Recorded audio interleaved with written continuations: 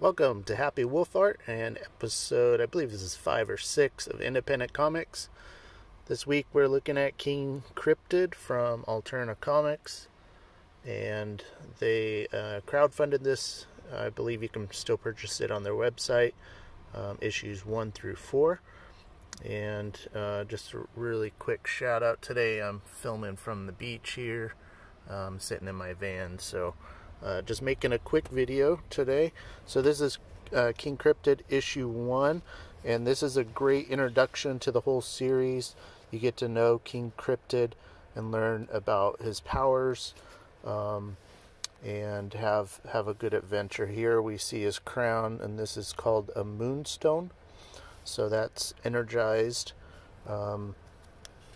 depending on the moon and the phase of the moon. So I'll give you a quick view of the art in this, and the art's pretty good, enjoyable, and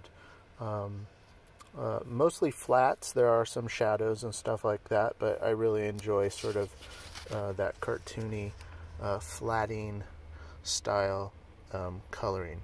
So really good story, setting up some of the bad characters that are involved with cryptids and the creation of cryptids and so forth. So that's issue 1. It's a great introduction to the character. Issue 2, and there's different artists on each of these, so you're going to get different art styles. So this, for example, is Christian Rossi, and issue number 2 is black and white, and the art's also really good on that. The artist, let's see, the artwork is from Nick Hunter, and a lot of blacks, great line work. And so King Cryptid has various powers. One thing is that he can sort of telepathically communicate or see what animals surrounding him can see. He also has powers of healing, which is what you see going on here. But they wane, so depending on the moonlight, phases of the moon, and early morning light too, has sort of a negative effect on him. But he does go out during the day, so in one of these issues. So I'm a little bit unsure and slightly confused as to whether he can stay outside for so long.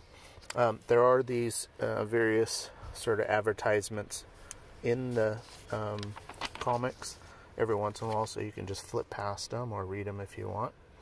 But yeah, the artwork's real consistent and enjoyable.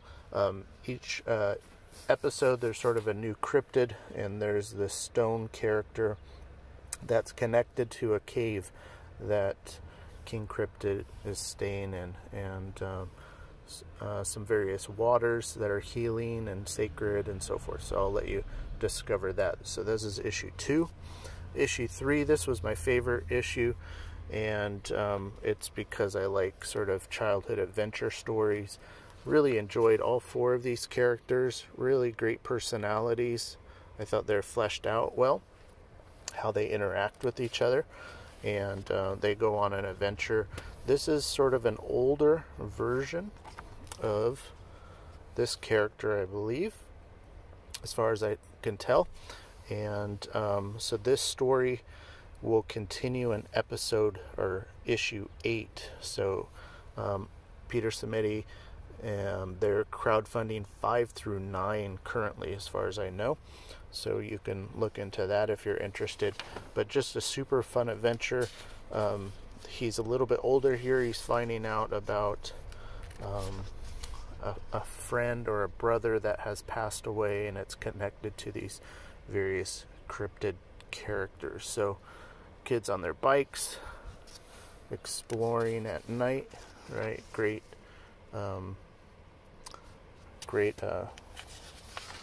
time for some just scariness and so forth. Okay, so this is my favorite out of all of the issues. I forget, it centers a lot around the kids and not so much King Cryptid, but they do meet King Cryptid and the little brother that doesn't believe in all of these sort of Monster Tales is the one that actually runs into King Cryptid and then proves that to the others. Alright, issue 4. This is the last one, the Brog. This has to do with a swamp story. So if you're into sort of swamp thing and or man thing, this will be an interesting issue. And we get more information as to who's creating these cryptids, these sort of mutated people. King Cryptid, here he's hanging upside down like a bat.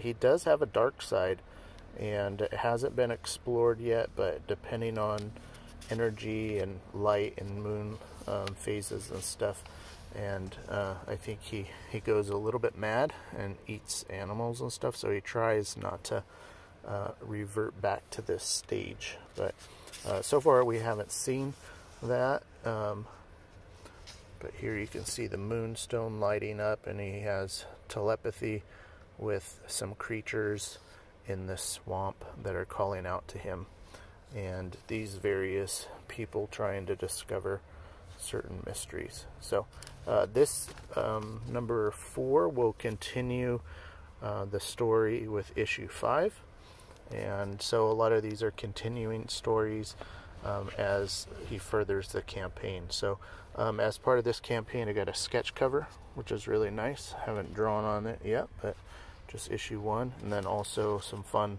cards.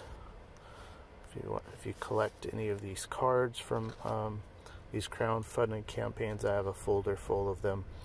So they're a lot of fun to look at and read about. And then the last thing, there's a nice black and white poster that was thrown in. Amazing line work. So yeah, I highly recommend this series. Fairly inexpensive if you know Alterna Comics.